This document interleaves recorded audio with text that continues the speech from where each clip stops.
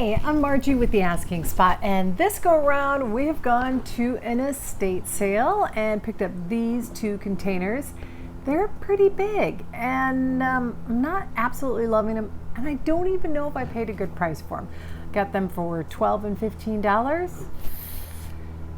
It's at this moment I really hope there isn't like a screenshot of, look, you could have bought this for less. Small victory for you, I Hopefully suppose. there's not. But nonetheless, it's making sure that they don't land in a landfill, so it works out well in the end anyway. But here's the thing. This one, I like its overall color, but I don't really like the painted on decals that are on it. I'm all for a Panama theme. Yeah, that's it. I'm all for a Panama appeal in appearance, that theme, that look, but Panama kitsch, not so much. And then that brings us to this one. This one, technically, I'm kind of on the fence. I'm just leaving it. Leave it alone, dear. But there's a part of me that wants to get some of the orange color out of it. It did have some really ridiculous plants crammed in it and coming out of it.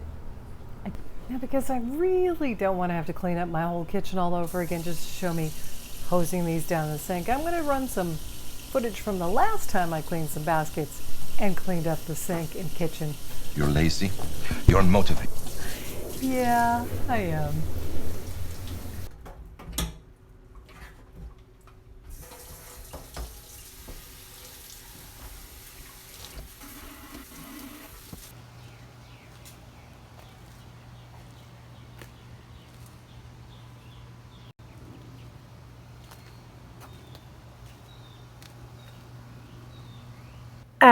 Maybe I should have shown me washing this because a lot of stuff came out of it and the bottom is kind of really messed up. And the more I got around it, the more I didn't feel bad about what I'm going to do to it now. I'm going to paint it. Starting out with a watered down chalk paint, and then I'm going to later add some of this wood tint on top of it.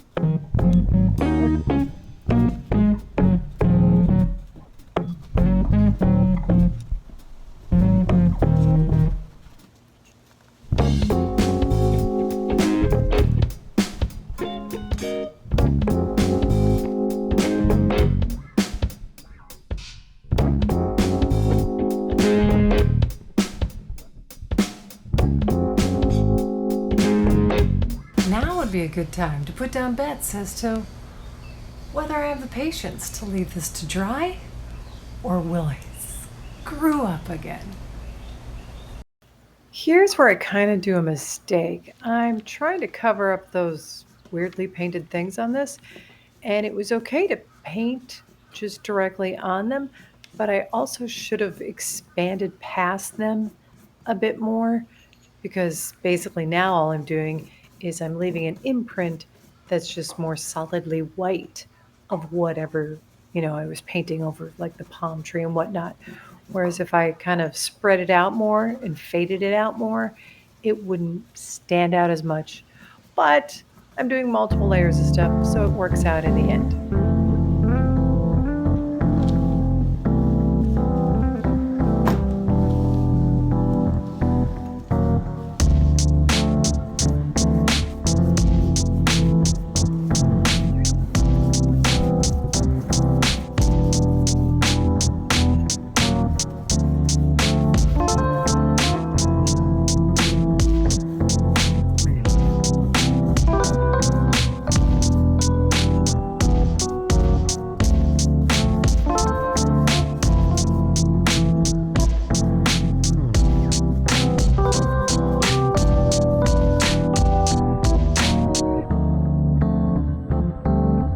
actually let the paint dry, but this is only the first go around, so hold all bets. Okay, first coat on, not really hating it, but not quite where I want it to be, especially when it came to the little emblems on this thing. Yeah, they kind of stayed extra white, which I kind of expected because I painted more white on them to cover more of their other colors. I could go back through and just do a second coat of white and kind of balance things out, but I don't want this to be white. I want it to be more like a driftwood. So I'm gonna try this product that I just happen to have laying around. No clue if it's gonna work really well. It's called a wood tint, and it's got kind of a nice color to it, I hope. And I'm gonna wing it, give it a shot on that. I'm also gonna do the same sort of dry brush treatment to the other basket as well.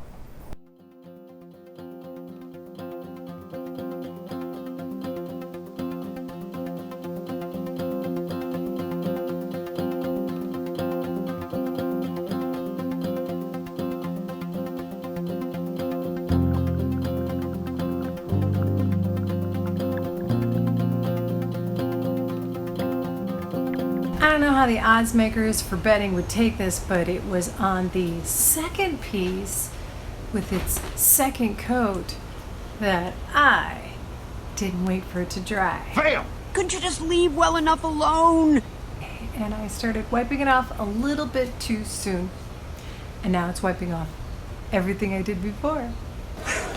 You're not a quick learner, are you? Maybe about 10 minutes later, you know?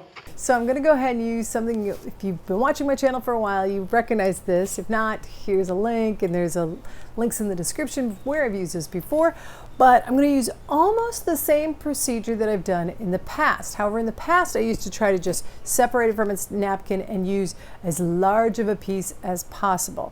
It was great for having the pattern cover really well, and because I spritz it down with water, that makes it so I don't have a lot of bubbles to deal with, but you still get a lot of wrinkling the larger the decoupage piece that you're using. So this time around, I'm gonna rip it up a little bit so I can apply it in, smaller pieces that should be smoother.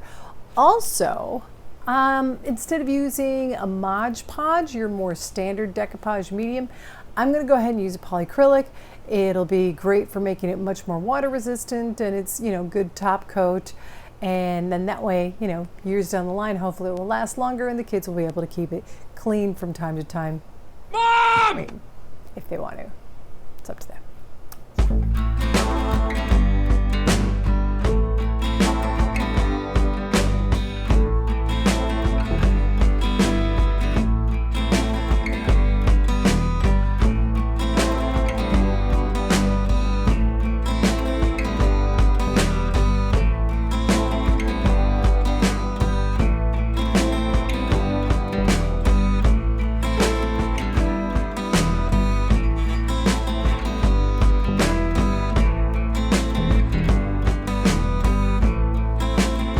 Into this kind of winging it, and I wasn't feeling all that confident in it, but now that they're done, I really like them.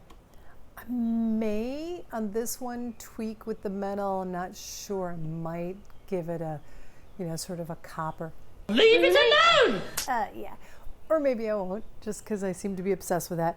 But it is time for top coat time with regard to the paint and the wood tint, and for this one, because it's got so many crevices, I'm just going to use a spray-on. I happen to have it on hand. Why not? It's a matte, and I'm going to stick in the matte family. The very same thing I used for the decoupage medium, I'm going to go ahead and use that to cover the rest of this, and then I should be done. And now we're going to take a look at where we started, and if you could, please consider subscribing, give a thumbs up, a comment, a share would be super. And now, here's where they are. There you have it. Thanks so much for watching the Asking Spot. I'm not sure if I'm going to have a video for next week simply because we have loads of family coming in, but the next video I am working on though, or next project I should say, is I need to make sort of a mini bar. Now you're talking! For reasons I don't quite understand, my husband has really become a big fan of collecting little bottles of alcohol. So I do mean mini bar. What I'm going to do? No clue. But click subscribe and you'll see what I come up with. But again, this one's got the little handles on it. My plan for these are actually going to be Christmas ornament holders. I know I'm making this completely in the wrong season. But here's the thing. We have this tradition in our family, you might have it too, where every year we buy our kids a Christmas ornament that has something to do with what they did that year. So, the year we went to a different country, we went to Turkey, passports. The year they got braces, we got them. Well, I'll do one of these if I can find it. Yeah, we got them ornaments with braces. Hate those ornaments. But other things that we did in the past were, like when they were itty bitties, we got them just nice little soft ornaments that they could touch and hold on to. Gradually, as they became fans of little characters they saw on PBS or something, we'd buy those ornaments or make them. And so that's what these are going to be filled with. So when they get their first apartments, they will basically have decorations for their Christmas tree. Or it'll be stuff that they need to find a way to get rid of it. Won't be my headache anymore. Now, I went to this estate sale because they had belts, and that's what my eldest is into. And these were the two that, I FaceTime with them. They like those. But I also saw this box. Now, I am really into boxes. Another strange collection of mine. $40, though. But when I opened it, I saw why. There were all these political buttons in it. Now, you may say, oh, but I'm not a woman's lib. I'm not liberal. I'm not a Democrat. But even though you may not be that, this is a part of history. This should not end up in a landfill. This is just wow. And eventually, they are going to be worth a lot of money because that's usually how those pins work. And these right now are probably $5 a piece, but hey, there were plenty in there.